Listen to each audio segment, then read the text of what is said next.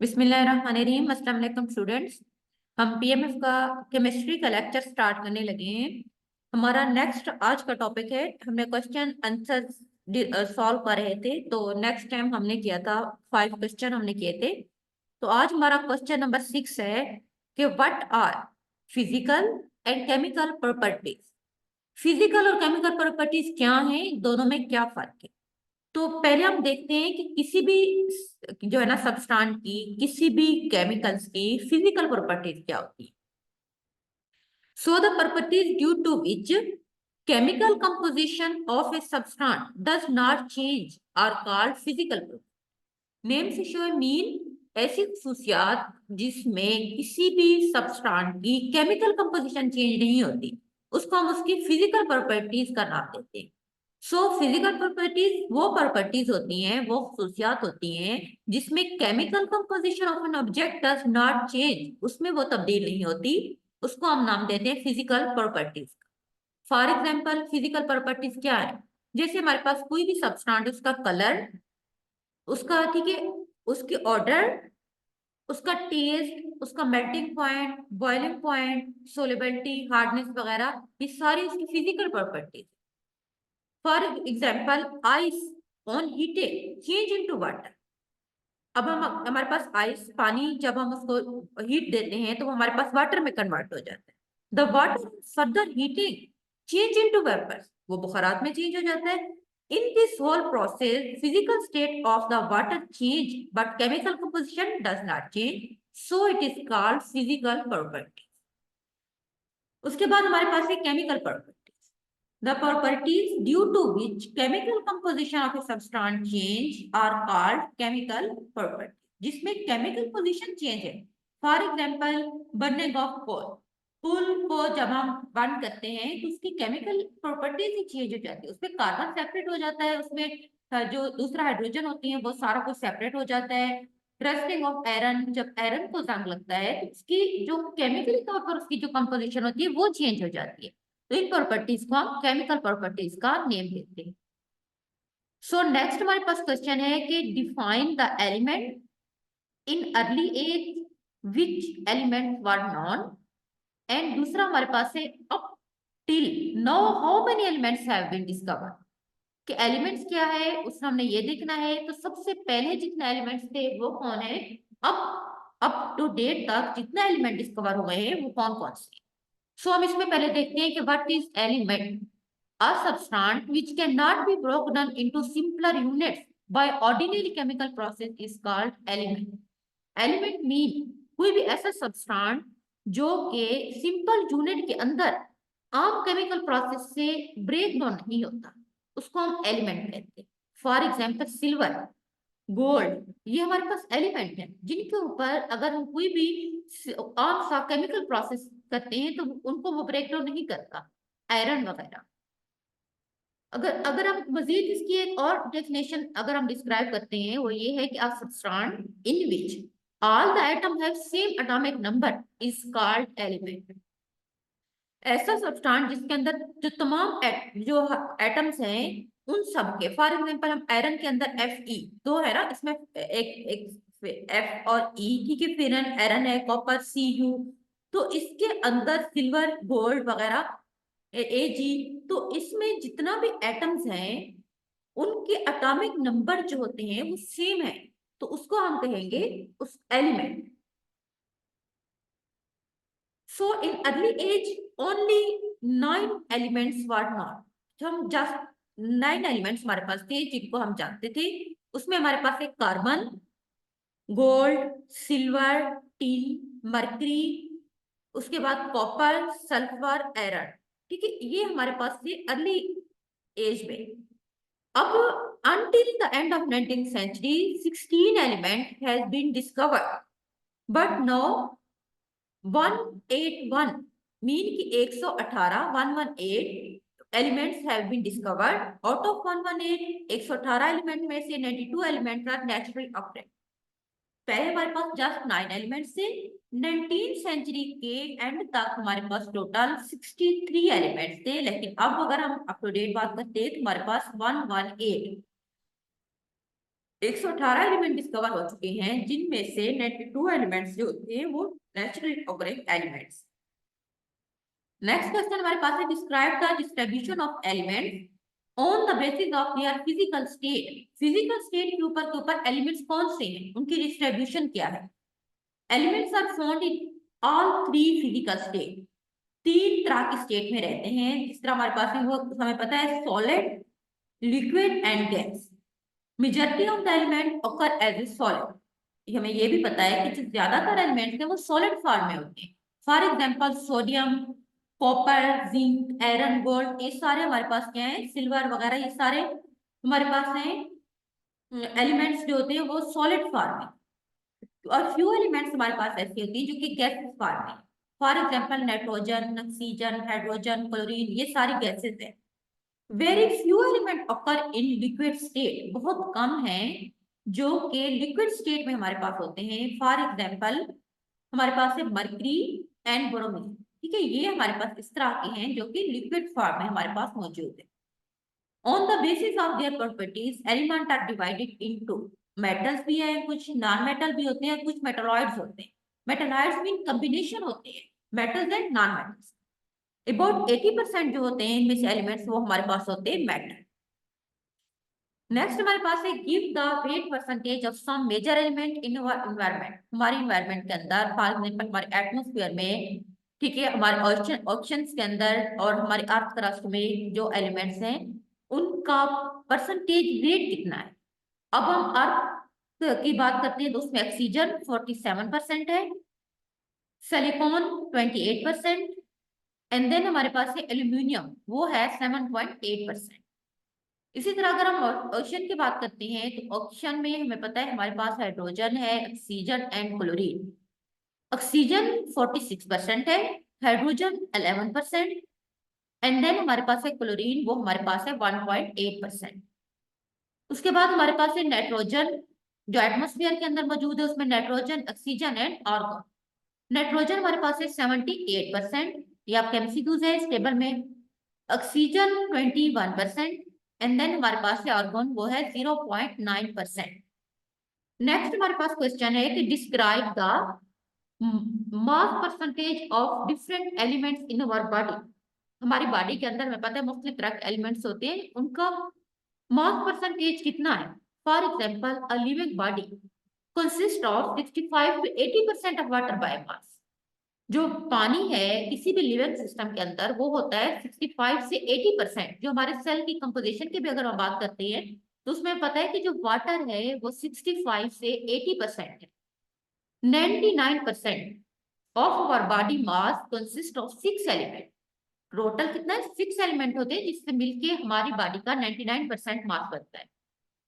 उसमें हमारे पास है ऑक्सीजन 65%, देन हमारे पास है carbon 18%, hydrogen 10%, nitrogen 3%, calcium 1.5% and phosphorus है 1.5%।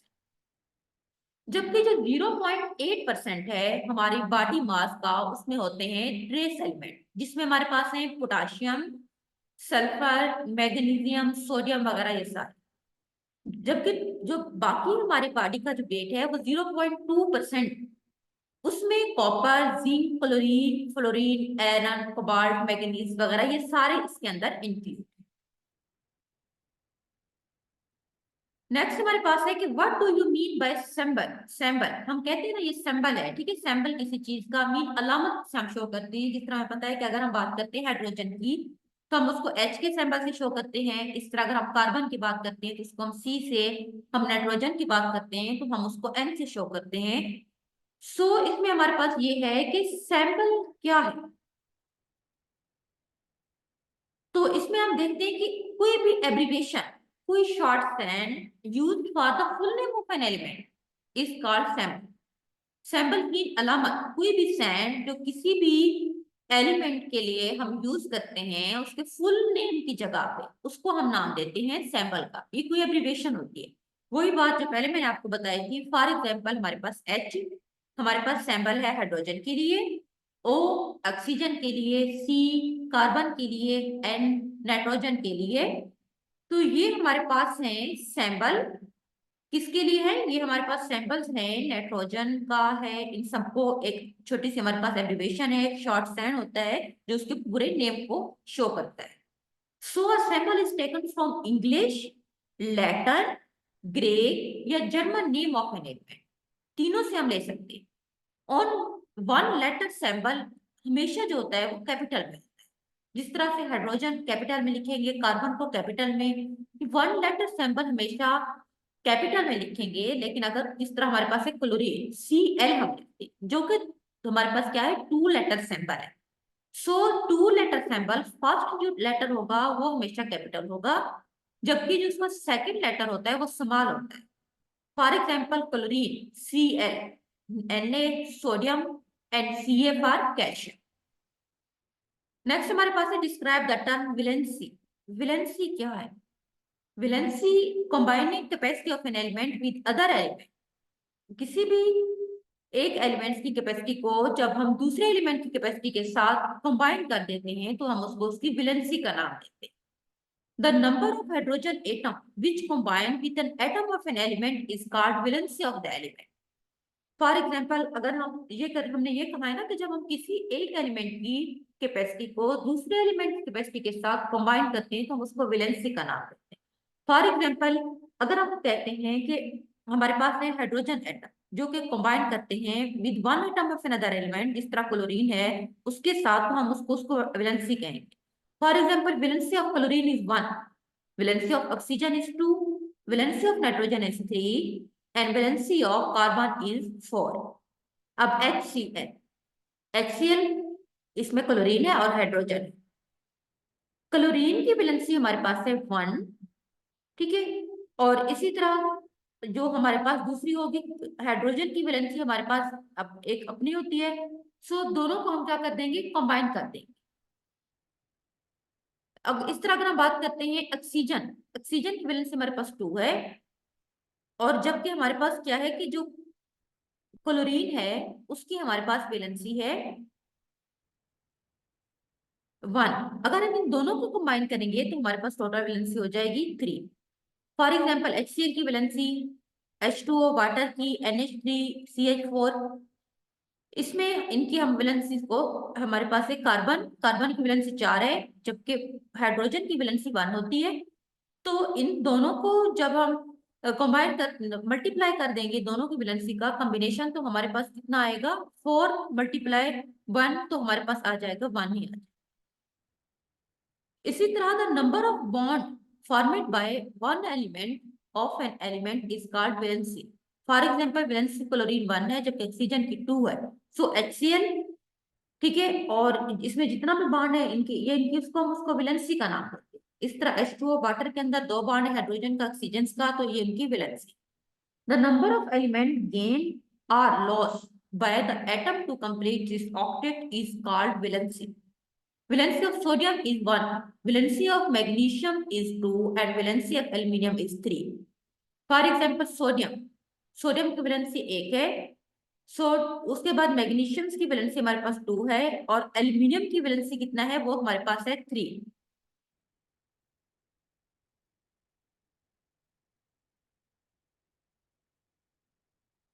ऑक्टेट मीन अपने 8 शेल पूरे करने के लिए वो वैलेंसी को लॉस करता है या वो क्या करता है, गेन करता है। अगर हम बात करते हैं सोडियम की, सोडियम की वैलेंसी हमारे पास है 1।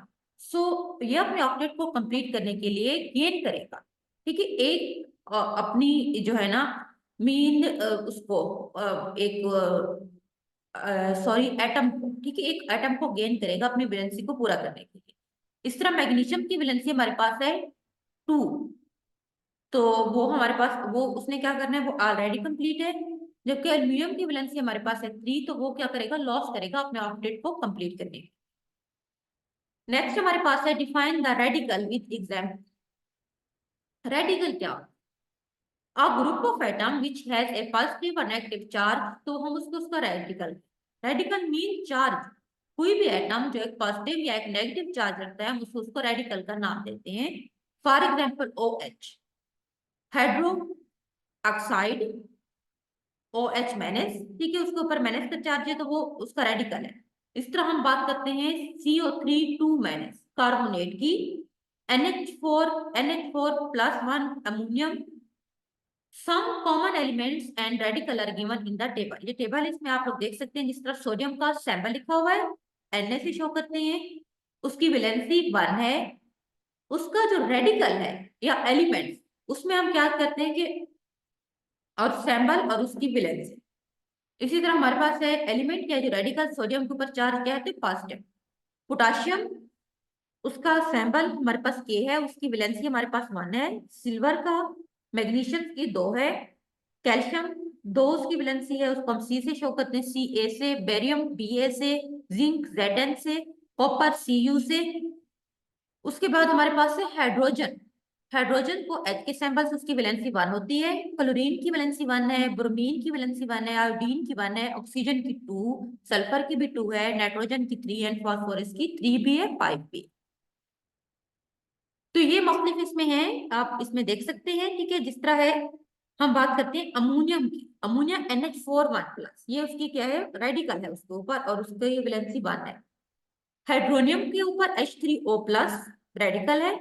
Hydroxide OH minus, cyanide CN minus, ये रेडिकल उसके ऊपर नेगेटिव चार्ज है। बाइसल्फेट HSO4 माइनस, ये उसके ऊपर नेगेटिव एक रेडिकल है। तो ये मुख्तलिफ टेबल्स के अंदर वैल्यू आपको दी हुई है। नेक्स्ट हमारे पास है what do you mean by variable valence. Valency हमने ऊपर पढ़ा था कि किसी भी एलिमेंट के एटम्स के अंदर जब हम कंबाइन कर देते हैं, उसमें जितना भी एटम होते हैं उन सबको, तो हम उसको उसके वैलेंसी का नाम देते हैं। जबकि वेरिएबल वैलेंसी क्या है, some element show more than valency, उसको हम वेरिएबल वैलेंसी कहते हैं। For example in ferrous sulphate FeSO4, इसमें अब 2 चीजें, एक फेरस है और इसमें सल्फेट है। अब फेरस सल्फेट की वैलेंसी 2 है। इसी तरह अगर वो अपनी एक और फॉर्म में आ जाते हैं, हम उसको फेरिक सल्फेट कहते हैं। Fe2SO4 ब्रैकेट के बाहर हमारे पास 3 आएगा, तो उसकी वैलेंसी है 3। For lower valency end of break or later name of element is modified by OUS and for higher valency it is modified by IC। Mean अगर हम फेरस FeROUS, अगर हम फेरस की बात करते हैं तो उसकी वैलेंसी हमारे पास से 2 कम है। अगर उसकी वैलेंसी ज्यादा हो जाएगी तो उसके एंड के ऊपर जो हम मॉडिफिकेशन करेंगे वो फेरिक FeRiC बन जाएगा, उसकी वैलेंसी हमारे पास है 3। तो मीन के मुख्तलिफ एलिमेंट्स जब उनकी एक से ज्यादा वैलेंसी होती है, देन हम उसको नाम देते हैं वेरिएबल वैलेंसी का। उसके बाद हमारे पास है define and explain compounds. Compounds क्या है, पहले हमने बात की थी एलिमेंट्स की। So, a substance formed by chemical combination of 2 or more elements in a fixed ratio by mass। जब 2 या 2 से ज्यादा एलिमेंट्स आपस में मिलते हैं एक फिक्स रेशियो के अंदर, तो हम उसको कंपाउंड्स बनता है हमारे पास। सो कंपाउंड्स क्या है, कोई भी substance formed by chemical combination of 2 और मोर एलिमेंट्स, 2 या 2 से ज्यादा एलिमेंट्स भी हो सकते हैं। फॉर एग्जांपल H2O वाटर, इनका स्पेसिफिक मास एक फिक्स रेशियो से कार्बन CO2 NH3 अमोनिया, ये हमारे पास है compound. So one carbon and oxygen combine chemically.